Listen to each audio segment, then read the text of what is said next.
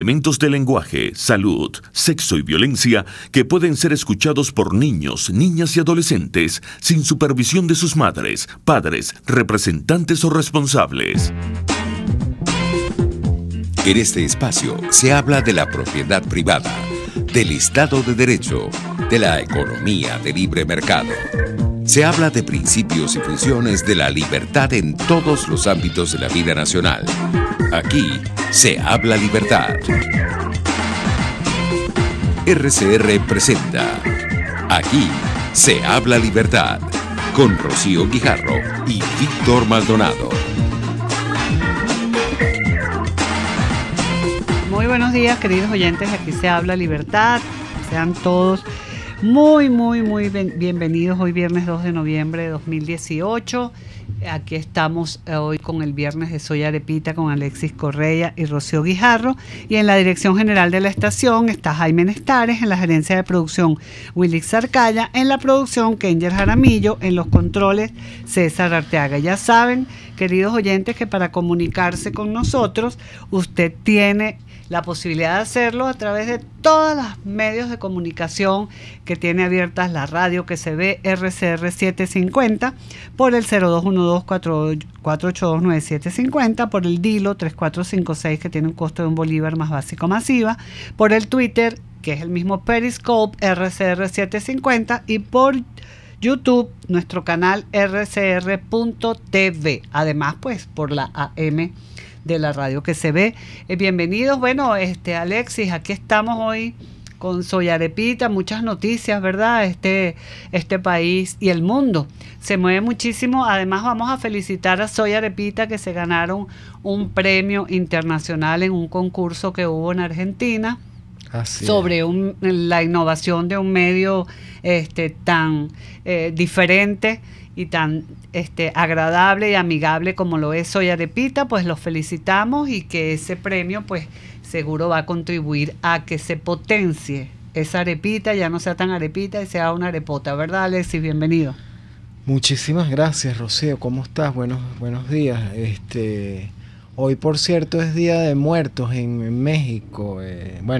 En todo el mundo, pero en México lo celebran de una manera muy especial. En México sí, es hasta un ícono turístico y es un ejemplo de algún modo de cómo una fiesta se puede convertir en un ícono de un país y en una atracción turística. Incluso salió en una película reciente de James Bond, toda la escena inicial de como de 10 minutos, toda ambientada en las calles de Ciudad de México. Hoy también está cumpliendo años nuestro arepero mayor, Juancho Pinto. Felicitaciones a Juancho. Sí, bueno, y es bonito lo que se hace en México, porque de verdad que uno lo que tiene que celebrar es la vida de la gente que se ha ido. Sí. Y entonces estas ofrendas y todo México se llena de un colorido increíble.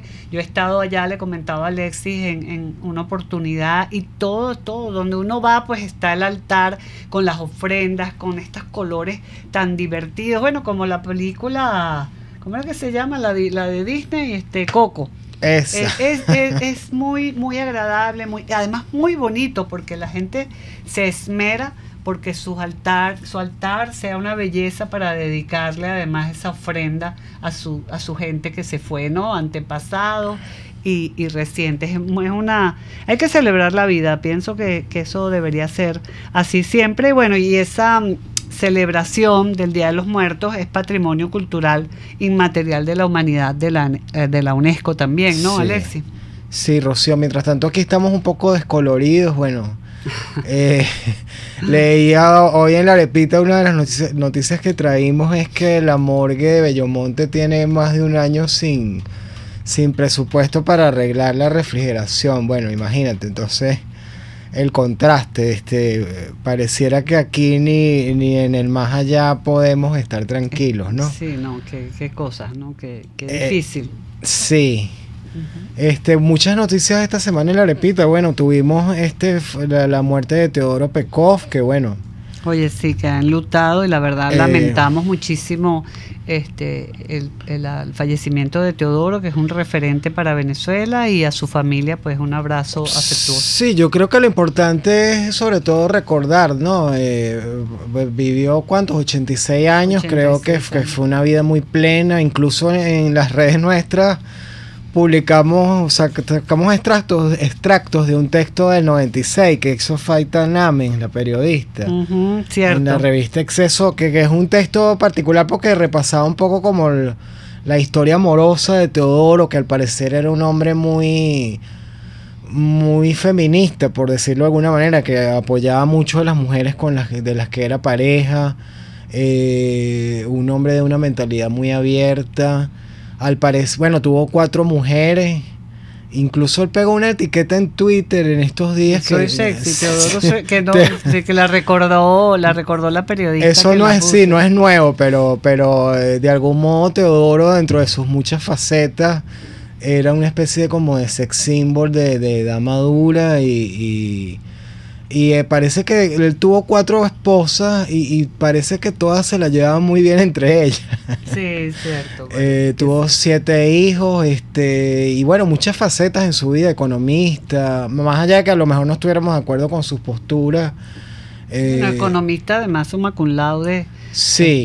Se graduó con honores. Yo recuerdo mucho a Teodoro Alexis porque cuando él fue ministro de Cordiplan, fue él como ministro que tuvo la voluntad política para llevar adelante junto con todos los sectores como debe ser.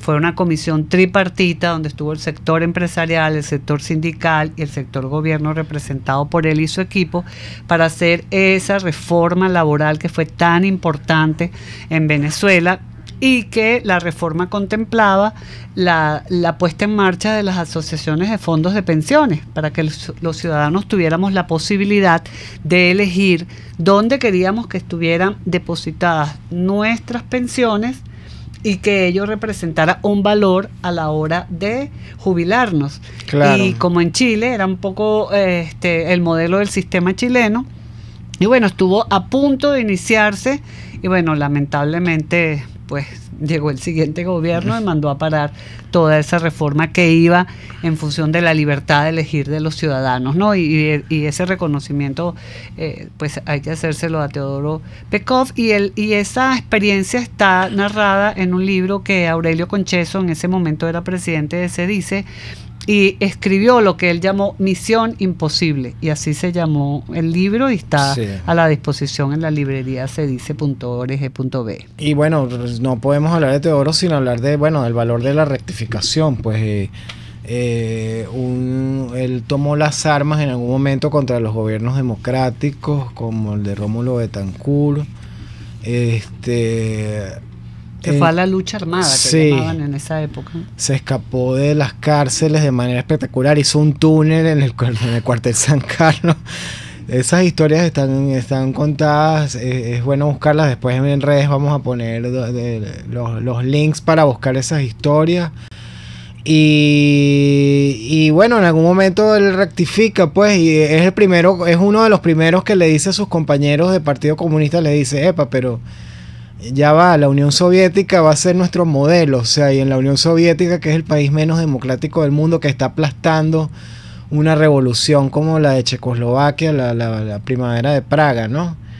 Y Teodoro es el primero que les dice a sus compañeros de partido, mira, esto no va por ahí, o sea, vamos a tomar a la Unión Soviética como un modelo de verdad, y creo que es importante. Además, Teodoro era un hombre de letras, parece que quería... escribía mucho, ¿no? Que incluso quiso ser escritor de ficción, contaba Alonso Moleiro, el periodista. Dejó una amplia obra teórica, a diferencia de nuestros políticos actuales, que en su gran mayoría no tienen obra escrita. Teodoro dejó todo un cuerpo con su pensamiento. Y creo que es importante eso, destacar el hombre que supo rectificar y decir, exactamente, mira, el socialismo como está concebido, digamos, por lo menos en su vertiente más obtusa y más antidemocrática y más apegada a controlar todos los sectores de la vida, no, los tiros no van por ahí, pues. Así es, y bueno, yo creo que vivió lo suficiente para que dejar un legado, ¿no? Yo recuerdo que yo le comentaba, pero Teodoro, eso que tú estás diciendo es economía de mercado. Me decía, no, eso es sentido común, así como hablaba él. No, checa, eso es sentido común.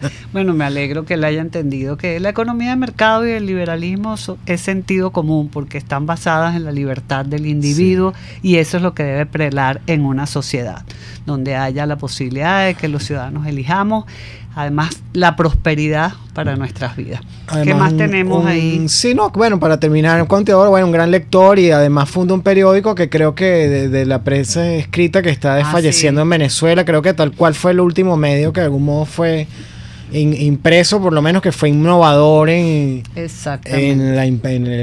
todo, tanto en el concepto, que era un concepto desde la portada, era un concepto político bien marcado. O sea, él tenía claro, esto no es objetivo, esto es un medio con una postura ideológica bien clara, de oposición contra el chavismo, y tenía una propuesta de diseño que fue una de las más innovadoras, un poco como fue, no sé si recuerdan, sí, como fue un poco el Diario de Caracas en los fue 80. El pionero, que fue una maravilla. Bueno, y eso le causó a Teodoro, pues, la prohibición de salida del país y miles de causas que se abrieron en contra de él hasta sus últimos días, pues. Sí, que no fueron las más felices sus últimos años, pero tenemos el libro del viernes, Rocío. El libro del día, que es nuestra segunda sesión, pero tenemos como un minuto para que continúes allí con algunas de las otras cositas que tenías de Soy Arepita. Precisamente esta semana, Rocío, 60 años del Pacto de Punto Fijo, que bueno, que hasta se convirtió como en como un insulto decir punto fijismo cuando es todo lo contrario. Sí.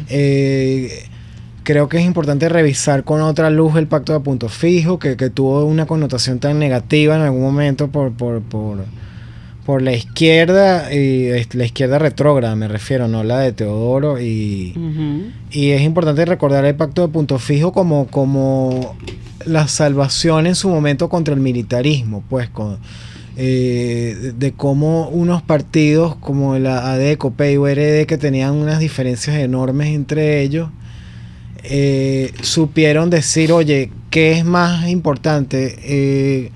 Enfrentar el militarismo o las diferencias que tenemos entre nosotros. Entonces quedó esa foto para la historia, donde están Caldera, Jovito, Villalba, Betancourt. Creo que es un retrato para la historia. Por cierto, para los que no hayan leído este capítulo de la historia, Punto Fijo no es la ciudad de Falcón. Así es. Es una quinta en Caracas. Donde se reunieron. Sí, y fíjate qué importante eso que dices, Alexis, porque, bueno, hay que llegar a un acuerdo de gobernabilidad, y eso fue lo que se logró hace 60 años con el Pacto de Punto Fijo, donde, bueno, se reunieron personas que diferían a lo mejor en alguna concepción de lo que debería ser el camino al futuro de Venezuela, y bueno, lograron limar esas asperezas y llegaron a un consenso, porque los consensos precisamente se logran con aquellos hilos que nos pueden unir, y las diferencias las dejamos a un lado, y después, bueno, vamos en el camino organizándolas, pero lo que sí es importante es sentarse, conversar y llegar a un acuerdo para encaminar al país hacia la democracia, ¿no? Es un poco también lo que hubo en Chile con la Concertación, que fue un pacto. En España hubo el Pacto de la Moncloa. Y bueno, hay que trabajar aquellos consensos que nos unen y no las diferencias que nos desunen en un momento de grave crisis para el país. Y lograron sentarse Churchill, Stalin y no me acuerdo cuál era el presidente norteamericano, si Eisenhower o no me acuerdo ahorita, pero bueno, también se sentaron para finiquitar una guerra, ¿no? Entonces eso es importante, llegar a acuerdos y recordar esa fecha que para Venezuela fue crucial, el Pacto de Punto Fijo. Recomendamos a los jóvenes, sobre todo, leer en lo que consistió este pacto, ¿no? Sí, sobre todo cuando les digan punto fijista, digan a mucha honra. Exactamente.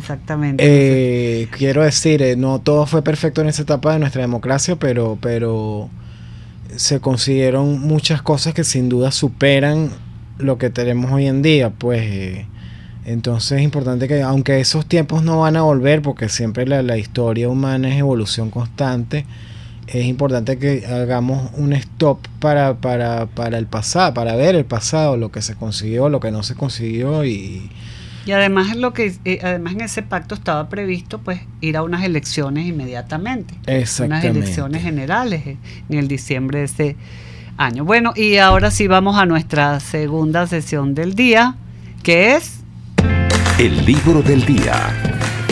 El libro del día es un libro muy bonito, corto, pero sustancioso, sí, que es Ensayo sobre las libertades del intelectual Raymond Aron o Raymond Aron. Este libro, Alexis, lo editó Alianza Editorial tiempo atrás, y donde se planteaba en unas conferencias que dictó Raymond Aron el deseo de responder a la cuestión que su tiempo le llevó a buscar, que fue el sentido de la libertad. Y él se preguntaba, ¿tiene sentido desde un punto de vista analítico y sociológico hablar de la libertad en vez de estudiar las libertades? ¿Cómo debe interpretarse la expresión libertad nacional tan en boga en la época de creación de nuevos estados? ¿Existe una estrecha correlación entre el nivel de vida y la viabilidad del modelo democrático liberal de tipo occidental? ¿O son otros los factores que posibilitan el pluralismo y el respeto a los derechos fundamentales? Mira, hablando de pactos, ¿no?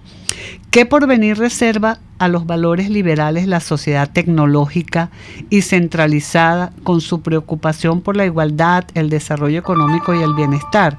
Estas son preguntas que se hace el profesor Raymond Aron, quien responde a todas esas preguntas en este libro, donde él va contando en 3 conferencias que dicta. Una de ellas es Alexis de Tocqueville y Marx, luego otra sobre las libertades formales y las libertades reales, y la última sobre la libertad política y la sociedad técnica. Y mediante una prosa precisa, clara y un conocimiento profundo de la historia, él va narrando en este libro, y donde resalta que de Tocqueville, su defensa por una democracia basada en la igualdad de oportunidades, una condición que facilita el progreso económico y por tanto una uniformidad positiva en las maneras de vivir.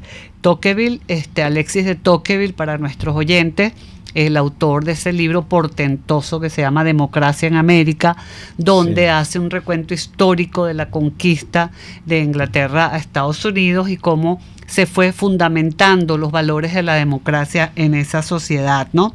La libertad, según Tocqueville, que la hace suya también Raymond Aron, se entiende como la igualdad de derechos del individuo y la garantía de su ejercicio para que éste organice, a su parecer, su propio destino. La libertad individual, la libertad de elegir. Él encuentra además el Raymond Aron pues no creía en la libertad absoluta de mercado, sino que mantuvo cierto debate con Hayek y otros economistas sobre este tipo de libertades, ¿no? Pero siempre creía en la economía de mercado como el vínculo para que el progreso fuera el pilar de la sociedad, ¿no? Por supuesto, criticaba mucho el desprecio de los marxistas a la libertad. El profesor Aron no escondía más que una especie de vuelta al antiguo régimen de los privilegios de casta, el beneficio del Partido Comunista, que siempre es muy privilegiado a estas personas que comulgan con esta ideología, ¿no? Y pues criticaba mucho esto. Él decía que la profecía marxista se convirtió en una pesadilla para las sociedades que padecieron un régimen comunista, mientras que las democracias liberales prosperaban. Parece mentira, pero como si fuera hoy, ¿verdad? Entonces les recomendamos ampliamente el libro de Raymond Aron, Ensayos sobre las libertades. Lo van a disfrutar muchísimo y lo pueden, consultar en la biblioteca Oscar Schnell de Cedice. No sé si todavía está a la venta aquí en Venezuela, porque Alianza Editorial se fue hace mucho tiempo también de Venezuela. Pero aquí está para ustedes, queridos oyentes que nos ven a través de rcbr.tv y de Periscope, la radio que se ve. vamos entonces ahora a nuestro corte. ¿Correcto? Ahí vamos, César. Aquí se debaten temas de interés nacional e internacional. Aquí se habla libertad, con Rocío Guijarro y Víctor Maldonado. Solo por rcr.tv, la radio que se ve. Sintonícenos a través de Periscope, @RCR750, la radio que se ve. En el bar-restaurante Long Long puedes disfrutar lomito o langosta, pollo o el pescado como te gusta, una exquisita pasta al fileto o una suculenta hamburguesota. En Long Long se dan cita a los más exigentes comensales y tiene capacidad para 80 personas. Si eres el 81 no entras, no te quedes afuera. Acércate a la urbanización Santa Mónica, Avenida Teresa de la Parra, calle Rufino Blanco Fombona, pasando el centro comercial a la derecha. Bar-restaurante Long Long, poquito pero sabroso, Ideas para alcanzar un país con libertad económica, democracia política y seguridad jurídica. Aquí se habla libertad, con Rocío Guijarro y Víctor Maldonado. Solo por rcr.tv, la radio que se ve. Ventanilla hacia América Latina. Bueno, y continuamos con Aquí se habla libertad. Recuerden que están abiertos todos nuestros canales de comunicación, porque esta es la radio que se ve. Bueno, Alexis, ¿qué tenemos entonces de Soyarepita con esta ventanilla? Ustedes hicieron también un artículo sobre el Halloween de los venezolanos fuera, ¿no? Porque estamos en Halloween. ¿Lo celebraron, no lo celebraron? ¿Qué están haciendo los venezolanos afuera y cómo continúa esta diáspora de una manera tan violenta, ¿no? Sí, yo creo que bueno, en paréntesis, pues, bueno, el Halloween, así como el Día de Muertos en México, el Halloween creo que es una fiesta que bueno, que aquí en Venezuela no es que lo celebra todo el mundo, pero sí se ha instalado en una parte de la sociedad y me parece que es divertido, o sea, es una excusa un poco para olvidar los tantos problemas diarios y me parece simpático, pues así como el Día de Muertos en México, la fiesta de Halloween con sus colores negro y naranja, con sus brujitas y la calabaza o la uyama, como me corregía. Dentro de todas las limitaciones, pero la gente sigue sigue siendo creativa con los disfraces, ¿no? Los que lo hacen. En Arepita publicamos, hablando de Halloween, bueno, la noche de Halloween, que fue el 31, se rompió un récord en Perú, un récord un poco triste, que es el récord de ingreso de venezolanos, que fue en un mismo día en Perú, que fue de 6.708. Venezolanos entraron esa noche porque se decía un plazo de nacionalidad temporal. El gobierno peruano difundió la estadística de que 20% eran menores de edad. Entonces imagínate, menores que de algún modo están en situación precaria, pasando todo este trajín de atravesar fronteras en una situación muy, muy difícil, ¿no? Entonces imagínate, casi 7.000 personas y de ellas 20% menores de edad. Y son menores de edad que ya no vamos a tener en Venezuela para reconstruirnos, ¿no? También teníamos, Rocío, bueno, publicamos con ayuda de... Después te paso. Ajá. Con ayuda de miembros de gente que comparte con nosotros afuera, que trabaja con nosotros, nuestros seguidores. Hicimos como la lista de los miedos de los venezolanos fuera de Venezuela a propósito de Halloween. Tuvimos cosas como, bueno, la misma hiperinflación que por procesos que han explicado economistas como Asdrúbal Oliveros, ya el dólar de algún modo no es la bonanza que fue en algún momento de la hiperinflación, que era como una especie como de burbujita. Los pocos aquí que tienen ingresos en moneda extranjera, eso se convirtió en una burbuja y de algún modo la hiperinflación es un fenómeno tan maligno y tan perverso que ni siquiera ese efecto es ya tan poderoso. Pues hay un proceso de inflación en dólares. Bueno, el dólar no se infla. Sí, se infla el bolívar. Exactamente. Entonces es tan violenta la hiperinflación que ya no te alcanza cuando cambias, ¿no? Sí, exacto, inflación de los o cuando bolívares. la gente manda la remesa. Pero eso fue una cosa como pasajera. Yo creo que Sí. ya otra vez la hiperinflación en bolívares es tan violenta que... Mucha gente nos habló del miedo a olvidar la cédula, que parece algo tonto, pero ese es un miedo que tienen muchos venezolanos afuera, que la cédula de algún modo es un símbolo de la nacionalidad, pues que se te olviden esos números puede ser un impacto psicológico, eso. Sí, en serio, Sí. se te olvida el número de la cédula. Raro El eso. miedo a las motos es algo que muchos venezolanos cuando están afuera lo siguen teniendo, o sea, el ruido, escuchar una moto que se les acerca por la espalda, o sea, es como un miedo permanente. El miedo, bueno, a que se te vence el pasaporte. Bueno, ese sí es un terror más bien.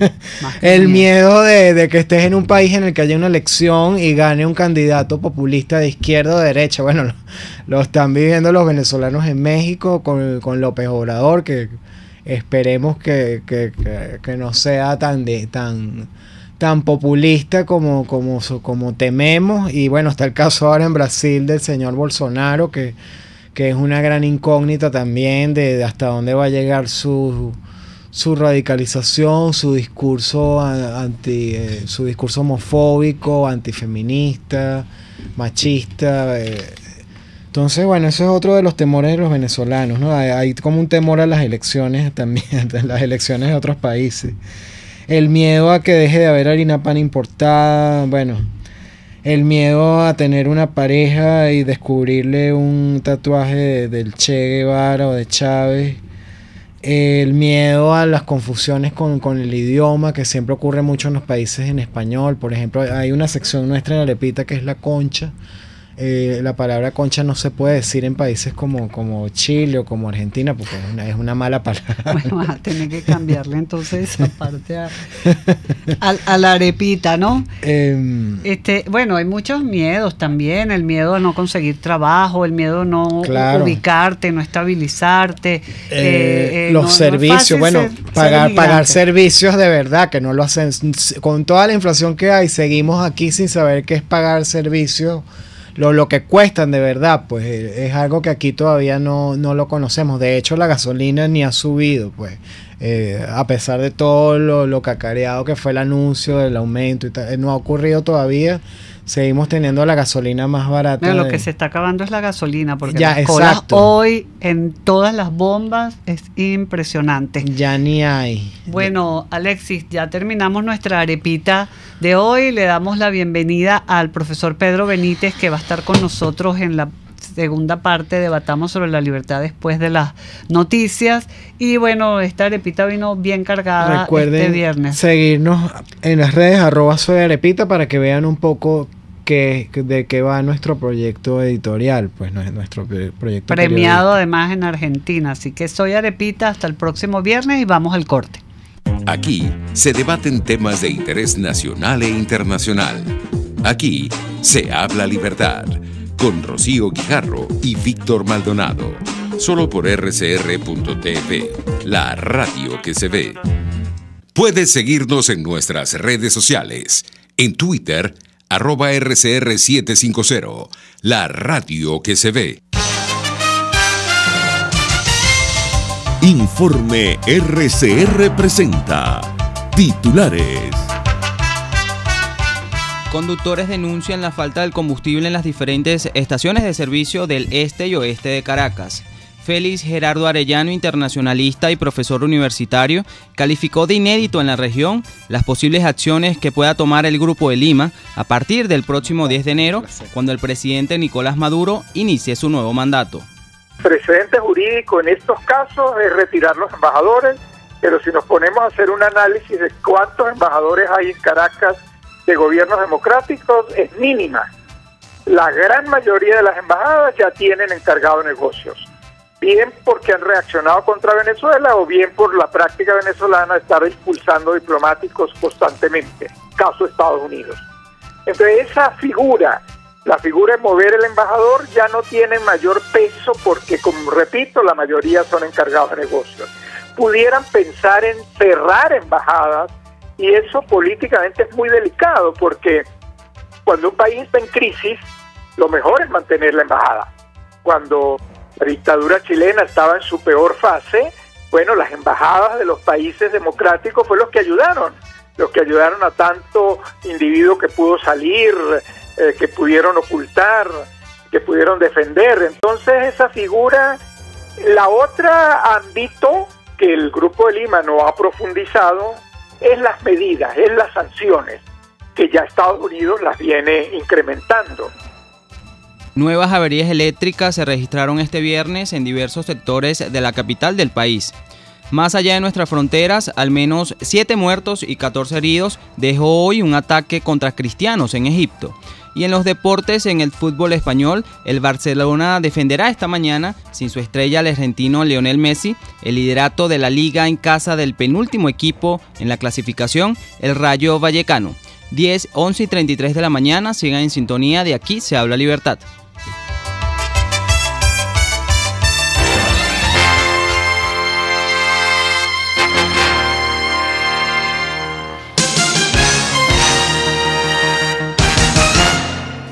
K-Export trae tu envío o carga desde USA hasta Panamá o Venezuela, o desde Panamá a Venezuela, y te la lleva a cualquier parte del territorio nacional. Los martes y viernes son los envíos aéreos, pero los jueves salen los envíos marítimos. Para contactarlos en Venezuela, llama al 0241-775-5575 o escribe al correo info@kexport.net. K-Export, déjalo todo en nuestras manos. RCR 750 AM, porque lo bueno une. Usted está escuchando Aquí se habla libertad con Rocío Guijarro y Víctor Maldonado. Síganos en Twitter y Periscope @RCR750, la radio que se ve. Debatamos sobre la libertad.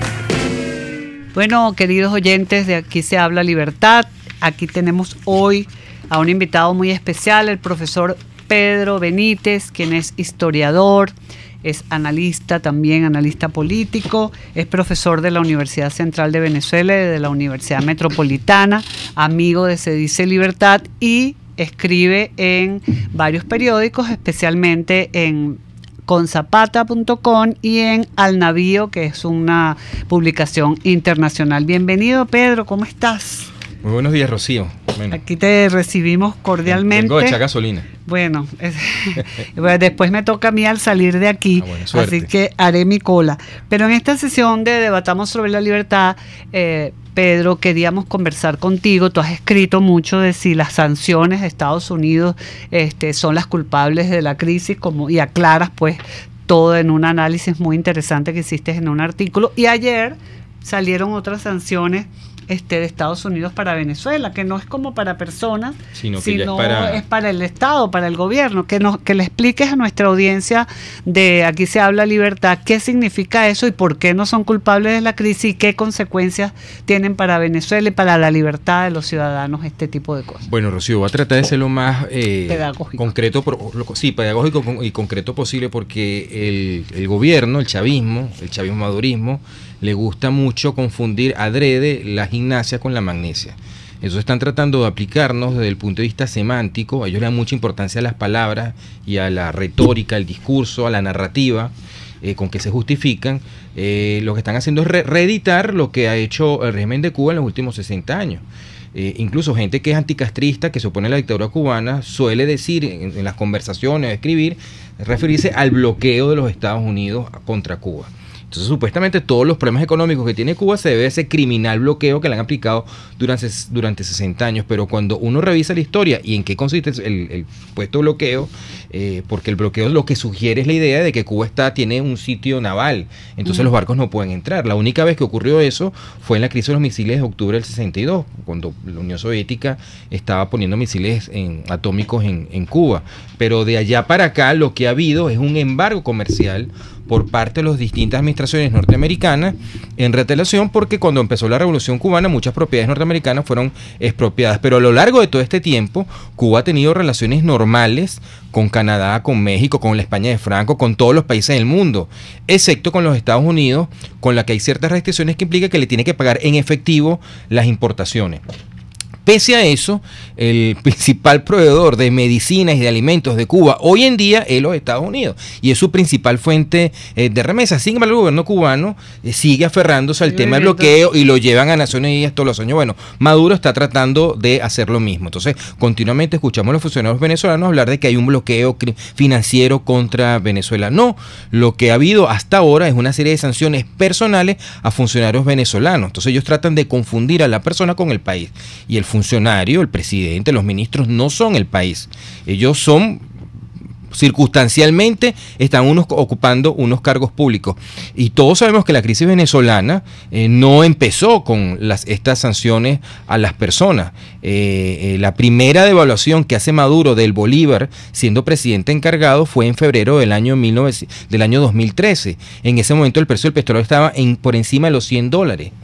A partir del 2014, 2015, 2016, la economía se vino abajo. Venezuela tenía la inflación más alta del mundo ya en ese momento y el año pasado entró en un proceso de hiperinflacionario y nada de eso tuvo que ver con ninguna de las sanciones. Lo que ha ocurrido es que, bueno, las políticas, esta mezcla de populismo con socialismo y militarismo ha sido nefasto para la economía venezolana y fundamentalmente una medida que yo creo que es el corazón de todo este desastre, que es el control de cambio. ¿Por qué? Porque el gobierno de Maduro hizo una cesación de pago a los proveedores internacionales de alimentos y de medicinas en Venezuela. Esto no se dice. Fíjate que ellos siempre dicen, no, sí, es que le hemos dado dólares a los empresarios. Eso no es verdad. Esos dólares los empresarios los pagaron en bolívares y esos dólares, según lo que establecía el sistema de control de cambio, esos dólares no se los daban a ellos. Era una deuda que asumía el Estado venezolano con el proveedor internacional. Entonces la primera cesación de pagos que hubo fue esa, que una restricción de importaciones que hizo el gobierno de Maduro. Ese es el origen de esta crisis. Eso no tiene nada que ver con las sanciones. Sí ha ocurrido a partir de marzo de este año, ya sí unas sanciones de restricciones de operaciones financieras que podría hacer el Estado venezolano en Estados Unidos y en el área del dólar. Ahora bien, si estamos peleados con Estados Unidos es el malvado del imperialismo, ¿por qué estamos haciendo negocio con los Estados Unidos? O sea, aquí hay una doble moral, un doble discurso. ¿Por qué? Porque necesitan entrar a Wall Street para contratar deuda venezolana. Ahora, durante los 14 años de la administración del expresidente Hugo Chávez, pese a que tuvimos el boom de ingresos petroleros más grande de la historia de la economía moderna, no, la deuda externa de Venezuela en dólares se multiplicó por 6 de la que dejó el presidente Rafael Caldera. Yo quiero recordar lo siguiente: en ese mismo periodo, Noruega acumuló unos ahorros por renta petrolera de 900.000 millones de dólares. Arabia Saudita de 700.000 millones de dólares. Bueno, esta gente no solamente no ahorró nada, sino que se comieron todas las vacas gordas y encima endeudaron el país. Y esa es la cuenta que los venezolanos estamos pagando ahora. Estamos pagando las consecuencias de lo que se hizo en materia de expropiaciones, violación de los derechos de propiedad, en contra del sector privado, de la destrucción que hubo con la industria petrolera durante la administración del presidente Chávez. Y esa crisis que Maduro heredó, bueno, peor no se ha podido administrar. Entonces, esto es una manera, otra táctica por parte del chavismo de desviar sus propias responsabilidades. Sí, no, qué dramático, ¿no? Porque esto que estás contando es la pura realidad de lo que nos está sucediendo, pues el mal diseño de un programa, pues producto del socialismo, porque en socialismo no hay cálculo económico, Pedro. Tenemos 100 años. Planificación centralizada, que es un absurdo, entonces tenemos 100 años viendo esta película, y siempre, Rocío, cuando termina mal, dicen, eso no era socialismo. Es decir, lo hicieron en nombre del socialismo, pero cuando fracasa, no fue socialista. Entonces, ¿qué era? Es decir, aquí hay un problema también que tiene un poco que ver con lo que ocurrió en Brasil, que yo veo en la izquierda. Yo cuando venía en el auto lo estaba escuchando a ustedes que estaban conversando sobre Teodoro, que una de las cosas interesantes de Teodoro es que tú lo mencionabas, era un hombre que hizo autocrítica de lo que fue su propia carrera política. Pero una de las cosas que uno observa de la izquierda en general hoy en día es la falta de autocrítica, decir, oye, ¿en qué nos habremos equivocado? Esto que ocurrió en Brasil con el Partido de los Trabajadores es producto de eso, o sea, de la absolutamente falta de autocrítica. A la presidenta Rousseff la destituyó el Congreso, ellos entonces hablaron del golpe de Estado, empezaron a decir que meter un presidente de facto. Bueno, ahora tienen este palo electoral y ahora están ya empezando a hacer la oposición, un tipo que todavía no se ha posesionado, le están declarando la guerra. Entonces lo que uno ve en la izquierda kirchnerista, el chavismo, el PT, es su absoluta falta de autocrítica. Es decir, en algo nos tenemos que haber equivocado. No puede ser que Cuba, que era uno de los países por renta per cápita más ricos del continente americano, ahora está en el nivel de Haití. Algo muy malo tienen que haber estado haciendo. Algo muy malo tiene que haber, se debe haber estado haciendo en Venezuela en los últimos 20 años. Entonces lo que uno ve es que ellos siguen en su táctica de autodestructiva, de no atacar los problemas, no atacar las personas y no revisar, bueno, que hay algo en el socialismo que lleva a los países al fracaso, al desastre, a la ruina, al hambre. ¿Cómo es posible que Venezuela sea un país que recibía emigración, se convirtió en un país de emigrantes? Sí, eso es una señal clarísima de que este proyecto fracasó. Entonces lo mínimo que podría hacer el chavismo es decir, bueno, los chinos, yo publico un artículo sobre eso. Los chinos, después de la experiencia de Mao, dijeron, en algo nos equivocamos. Y bueno, lo que vimos en estos días de la respuesta. Es decir, ese funcionario chino, los chinos no se habían leído a Mises, no se habían leído a Hayek y llegaron exactamente a la misma conclusión. Son pragmáticos. Bueno, lo que decía Teodoro, sentido común. Es que una cuestión de sentido común, sí. Bueno, tú le dices, bueno, no, nosotros no controlamos a las empresas. Las empresas más bien ayudan a que el país se potencie y progrese. O sea, no, la libre empresa y la iniciativa individual es lo que hace florecer una sociedad. Claro, el liberalismo en su vertiente política y económica tiene una ventaja sobre las otras posiciones ideológicas, que como ha dado en el clavo en el sentido con el tema de la naturaleza humana, tiene como un programa que es más efectivo a la hora de resolver problemas concretos.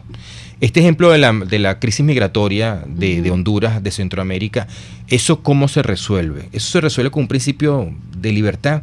Si tú le das libertad de movimientos a las personas, a las mercancías, a los capitales, tú resuelves ese problema. Porque la mayor parte de esos migrantes centroamericanos no se quieren quedar viviendo en Estados Unidos. Claro que no. Irían como trabajadores temporales y volverían a sus países, como ocurrió con los españoles, los portugueses, los italianos, en Europa en los años 50 y 60. Eso mismo lo han planteado expertos mexicanos al gobierno de Estados Unidos. Pues permite la libertad migratoria, porque esa gente lo que quiere es irse para ayudar a sus familias. Claro. Y mandar, pero no es que se quieren quedar allá, quieren trabajar un tiempo. No y sé tú qué, le resolverías el problema en los Estados Unidos. Exacto, y compran su casita, su que cosa, además es una economía que está demandando mano de obra. Exactamente. Porque en Estados Unidos en estos momentos el problema que tiene es que tienen una escasez de mano de obra. Hay muchos condados donde no hay quien recoja la uva. O tienen déficit de mano de obra industrial. O sea, la economía norteamericana está demandando esa mano. Fíjate, ¿cómo resolvió México? Que es una cosa que se habla poco, por cierto, su problema migratorio en Estados Unidos, porque hay un dato que poca gente sabe. Es que del 2010 para acá, a esta parte, Rocío, la tendencia migratoria entre Estados Unidos y México se revirtió. Son más los mexicanos que se van a vivir de Estados Unidos a México, o ciudadanos norteamericanos que se muevan a México que mexicanos que se van a Estados Unidos. Es un dato sorprendente. Fíjate, sí, no lo conocía porque uno cree que del es 2010 para contrario. acá. ¿Dónde está, en mi opinión? Tendría que estudiarlo con más detalle. El origen de dónde solucionó el problema con el TLC.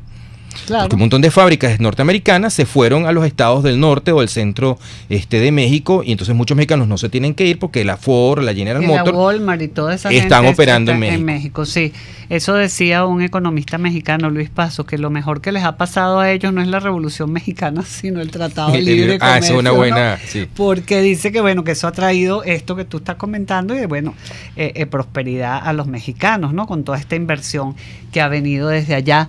Y fíjate que tú, que eres un historiador, Pedro, y con estos 100 años que tenemos de vida socialista, no terminamos de salir, ¿no? Hablábamos también del pacto de Punto Fijo, que fue un pacto para iniciar un proceso democrático, pero no terminamos de esta cosa de que el Estado me tiene que proteger, de que el Estado me tiene que ayudar, y esa dependencia, esa renta y ese Estado patrimonialista, ¿en qué momento podremos romper los venezolanos con eso? Sí, bueno, mira, a propósito de Carlos Rangel, que este año otra vez, afortunadamente, se puso de moda. Acaba de salir ya la nueva edición. La nueva edición del Buen Salvaje. Felicitaciones. Bueno, la voy a recomendar. Sí. Pero no en el Buen Salvaje Revolución, sino en su libro póstumo, lo que publica una serie de artículos, Mario de los Socialismos Reales. Exacto. Él hace un análisis de esta pregunta que tú me haces. O sea, ¿qué pasó con el proyecto democrático venezolano? Entonces, su análisis es, mira, desde el punto de vista político, el proyecto democrático venezolano fue exitoso en el sentido de que le sembró una pedagogía democrática a los venezolanos que no habían tenido antes. Donde falló fue en su programa económico. Evidentemente es así. Bueno, ¿por qué? Porque somos un país que tenemos una larga tradición estatista que viene de la colonia. Yo siempre digo que quien nacionalizó el petróleo en Venezuela no fue Carlos Andrés Pérez, fue la reina Isabel la Católica, que fue la que estableció que el subsuelo era propiedad de la corona. Y en 1827 el prelibertador Simón Bolívar hace un decreto mediante el cual esa propiedad de la corona pasa a manos de la república. Ese es el origen de las regalías. La regalía es un concepto económico medieval, que es pagarle al rey la explotación de su suelo, que todavía hoy en día tenemos. Es una cosa que se extiende a toda Hispanoamérica. Yo creo que primero hay que verlo desde ese punto de vista. Luego, bueno, era parte del pensamiento dominante de la época. Rocío, por ejemplo, Pérez Jiménez, ¿quién nacionaliza la CanTV? No son los adecos, es Pérez Jiménez, dentro de su visión militar. Quien impide, quien reserva al Estado la explotación del hierro, fue Pérez Jiménez. Había un proyecto de los capitalistas venezolanos, Eugenio Mendoza, Gustavo Folmer, del sindicato del hierro, que hubiera sido de Venezuela si los empresarios venezolanos desarrollan el hierro. Claro. El destino económico del país hubiera sido distinto. Ahora, lo que a mí me desespera es que después de todo esto que ha pasado en el mundo, en América Latina, cuando en los años 90 hay un giro al libre mercado en el pensamiento económico latinoamericano, los venezolanos hicimos exactamente todo lo contrario. Bueno, Pedro, vamos a ir al corte y vamos a regresar para las conclusiones finales, que está interesantísimo todo lo que estás comentando, y bueno, para que nos deje un cierre de de cómo los venezolanos, a pesar de todo esto, pues tenemos la capacidad de construir algo mejor, una Venezuela más libre. Alexis, y también te dejo por si le quieres al regreso hacer algo muy breve para el profesor Pedro Benítez. Vamos al corte y ya regresamos. Aquí se debaten temas de interés nacional e internacional. Aquí se habla libertad, con Rocío Guijarro y Víctor Maldonado. Solo por rcr.tv, la radio que se ve. Puedes seguir nuestra programación a través de rcr.tv, la radio que se ve. En Tripling con WP tenemos las mejores tarifas en paquetes de viajes nacionales e internacionales. Pregúntanos por hospedaje, alquiler de vehículos, viajes en crucero y más. Síguenos en @Tripling_BE o visítanos en el Centro Comercial Los Amanes, piso 2, oficina 201. Tripling Venezuela, más que viajes, ofrecemos experiencias. En RCR somos vanguardia. Toda la programación de tu RCR también la puedes seguir a través de la internet. Audio y video en tiempo real. Noticias y mucho más. No te pierdas ni un segundo de nuestra programación. No hay excusa ni cadena que valga para que dejes de escucharnos. Ingresa a rcr.tv, la radio que se ve. Ideas para alcanzar un país con libertad económica, democracia política y seguridad jurídica. Aquí se habla libertad, con Rocío Guijarro y Víctor Maldonado. Solo por rcr.tv, la radio que se ve. Bueno, continuamos con el profesor Pedro Benítez ya para las conclusiones. No sé, Alexis, si tú querías abonar algo a lo que está diciendo el profesor o alguna pregunta, para que tenemos pocos minutos para las conclusiones. ¿Cuál es tu teoría, Pedro, de por qué, digamos, hay otros regímenes autoritarios en el mundo, caso como de Vietnam, que es un partido único, tengo entendido, pero aplicó un modelo de economía abierta, un poco lo que el experimento que ha probado China en las últimas décadas? ¿Cuál es tu teoría de por qué el gobierno venezolano se fue por este camino de controlar a todos los sectores de la economía de una manera tan perniciosa? O sea, eso no es atentar de algún modo contra su supervivencia. ¿Cómo lo ves tú? Sí, bueno, yo casualmente hoy publico un artículo en La Bio sobre eso, si Venezuela puede copiar el modelo chino y las dificultades que eso implicaría. Pero yendo a lo que tú planteas, lo que pasa es que el presidente Chávez se montó su proyecto en un proyecto autocrático, o sea, que pasaba por el control de la sociedad. Claro. Y eso él lo tenía muy claro, y para eso había que eliminar el sector privado. Tuvo la ventaja de que la condición rentista de la economía venezolana lo ayudó. Sin embargo, yo quiero recordar otro dato. En el año 98, el 30% de todas las exportaciones venezolanas venían del sector privado y no tenían nada que ver con el petróleo.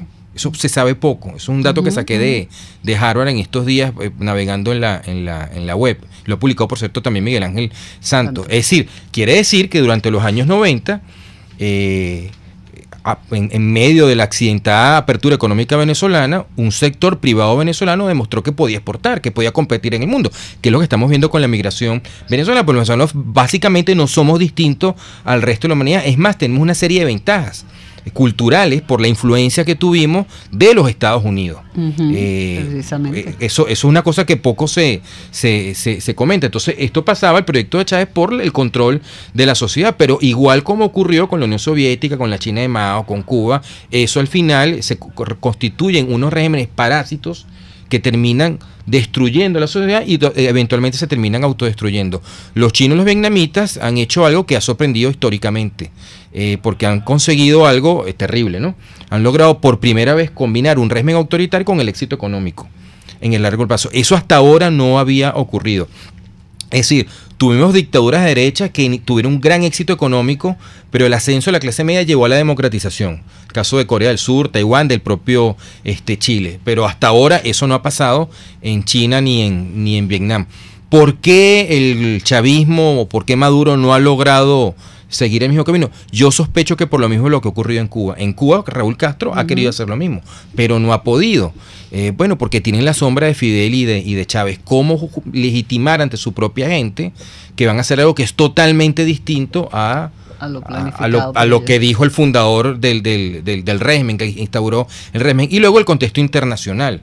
Es decir, nosotros estamos en un área en América Latina que tenemos una historia de lucha por la instauración de repúblicas liberal democráticas. Y estos están tratando de hacer exactamente todo lo contrario. Entonces este es un contexto que es muy adverso a ese intento, ese proyecto. Sí. Aunque hay gente en el gobierno venezolano que quiere hacer eso, que les gustaría hacer eso. A mí me parece, lo pongo en el artículo, que aunque se han burlado de él, yo creo que la pregunta que hizo Wilmer Castro Soteldo no fue ingenua ni inocente, porque uno de los partidarios dentro del chavismo de un capitalismo a la rusa es él. Sí, bueno, lo que queremos es un capitalismo de verdad y no un capitalismo a la rusa. Lo que queremos es libertad para que la gente pueda, libremente escoger, trabajar, pero claro. En un régimen como este, ¿no? Sí. De que quieren controlar el poder, pues quieren ver qué manera de salirse porque están entrampados con esta situación que nos tiene. Es que, claro, desde el punto de vista liberal, como el fin último es darle la libertad a la gente de llevar su vida autónomamente y de poder vivir plenamente en libertad. Las libertades políticas y civiles son un complemento de las libertades económicas. O sea, en un país donde no hay libertad de prensa, no hay derecho a autocrítica, tú terminas matando la capacidad de innovación de esa sociedad, que es lo que le va a ocurrir a China. Exactamente. Así es. Bueno, interesantísimo programa con el profesor Pedro Benítez en Aquí se habla libertad, hoy viernes de Soy Arepita. Muchísimas gracias, profesor Benítez, por haber venido a compartir estas interesantes ideas. En la dirección general de la estación, Jaime Nestares, en la gerencia de producción, Willy Zarcaya, en la producción, Kenger Jaramillo, en los controles, César Arteaga, y les saludamos a Alexis Correa y Rocío Guijarro el día de hoy, viernes 2 de noviembre, Día de Todos los Muertos. Un abrazo a nuestros amigos mexicanos que celebran la vida de los que se fueron. Y creo que hay que celebrarla siempre. Sí. Teodoro, celebraremos tu vida. Y hasta el próximo lunes en Aquí se habla libertad. RCR presentó Aquí se habla libertad con Rocío Guijarro y Víctor Maldonado. Solo por RCR 750 AM. Y rcr.tv, en Twitter y Periscope, @RCR750, la radio que se ve. RCR